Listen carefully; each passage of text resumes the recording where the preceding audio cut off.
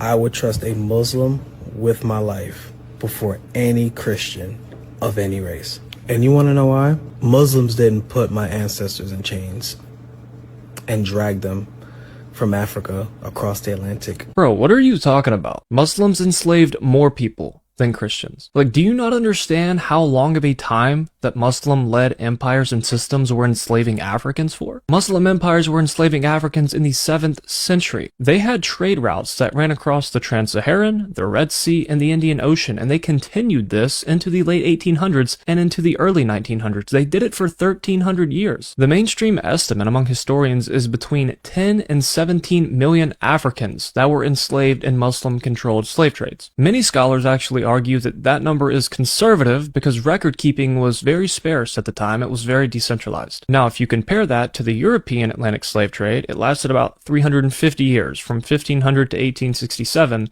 and there were about 12 to 12.5 million Africans who were transported, with less than 11 million that actually survived the Middle Passage. So what are you talking about? That Muslims didn't enslave your people? They did. And they did so more than anyone ever. The reason why you don't see large descendant populations across much of the Muslim world is because they castrated the Africans. The Muslims were very strict in their approach and their idea of not letting the Africans reproduce. The historical estimates put the castration mortality rates between 30 and 80%, dude. That means at minimum, when castrated, 3 men died, and at most 8, and the men who survived could not reproduce. So they enslaved your people more than anybody, and then they cut their genitals off. That way they couldn't reproduce. And they took your women as domestic servants or concubines. They made them sex slaves. And you know what they did to the children of the African women? Well, they took them into their own households, they reclassified them socially, and then they stripped them of their African lineage. There was no self-reproducing slave caste that was allowed to form under the Muslim empires and under Muslim slave trade. They didn't want Africans growing in number. That's why there's an absence of visible descendants of Africans among the Muslim world, because the Arab and Muslim system was biologically and culturally eliminative. They literally did not want you guys to exist. Oh, and by the way, your people, the Africans, were enslaving and selling each other long before the Europeans ever arrived. When Muslim traders arrived, the African kings, the elites, and merchants supplied